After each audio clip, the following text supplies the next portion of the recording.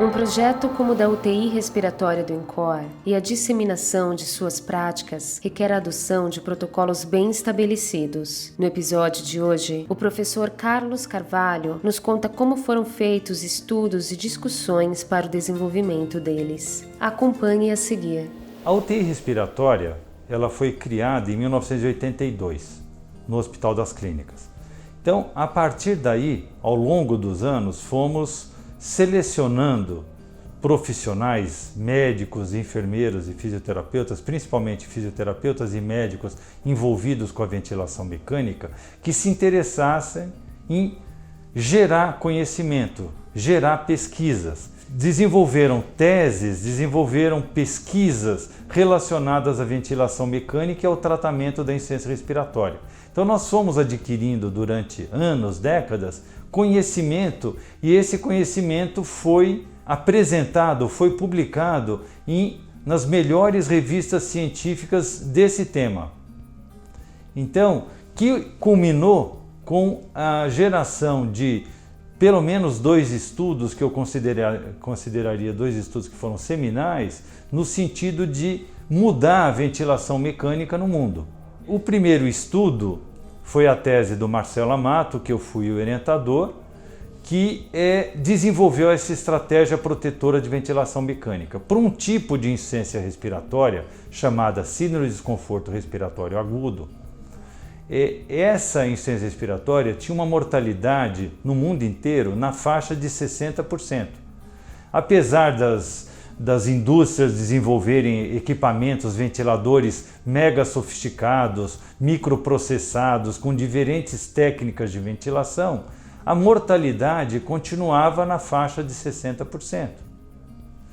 Quando nós introduzimos a técnica de ventilação mecânica protetora, não usava remédio nenhum, medicamento nenhum. Simplesmente nós alteramos a forma de ajuste do ventilador.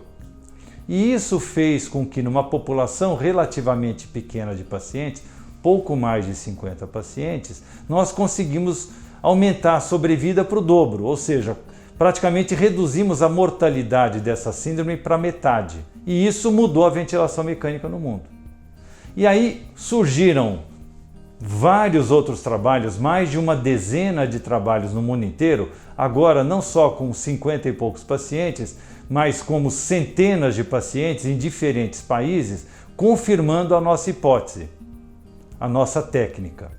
Então nós fizemos um outro estudo juntando os dados individuais de cada paciente de todos esses estudos, somando mais de 2.500 pacientes.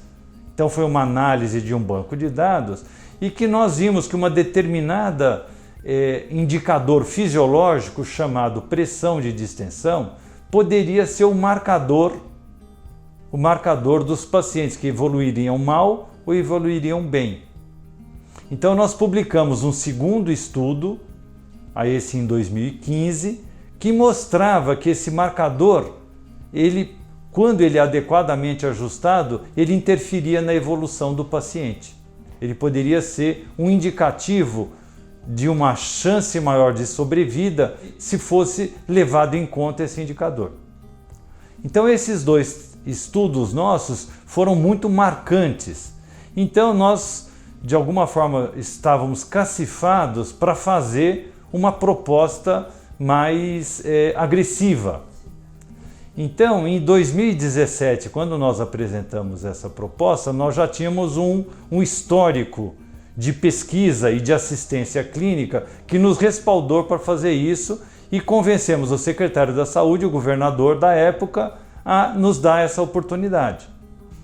Então nós tínhamos realmente protocolos, mas protocolos para determinados tipos de insuficiência respiratória. Por exemplo, para um paciente portador de enfisema, de bronquite crônica, que é o chamado DPOC, doença pulmonar obstrutiva crônica, quando ele descompensa e ele precisa ser entubado e ir para ventilação mecânica, nós temos um protocolo para atender esse paciente.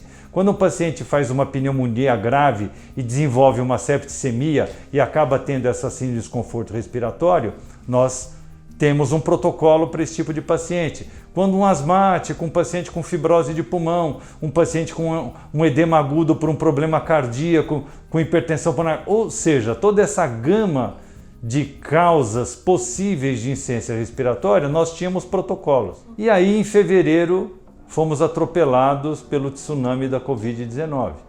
Então, essa proposta de espalhamento dessas informações e da criação dessa rede de UTIs para casos respiratórios graves, ela foi acelerada. Só que aqueles conceitos de um treinamento presencial caíram por água abaixo. Então, para poder conectar toda essa rede, nós iríamos usar a telemedicina como ferramenta. Mas aí tivemos que adaptar para fazer também a capacitação e o treinamento através da telemedicina. Então nós criamos um protocolo de assistência para a Covid-19 específico, porque era uma doença nova, não existiam protocolos. Para gerar esse protocolo, discutimos com a opinião dos colegas da China, da Espanha, da Itália, da França, do Canadá, dos Estados Unidos, que tiveram a crise da Covid-19 anterior a nós, e nós tínhamos contato com essas equipes, discutimos com eles, discutimos internamente com a equipe de moléstias infecciosas do HC, com a equipe de emergências clínicas e com a nossa equipe de pneumologia, e montamos um protocolo que foi apresentado no Centro de Contingência para a Covid-19 do Governo do Estado de São Paulo, que tinha professores de outras universidades, da Unifesp, da Escola Paulista de Medicina, da Unicamp, da USP Ribeirão, da Unesp de Botucatu.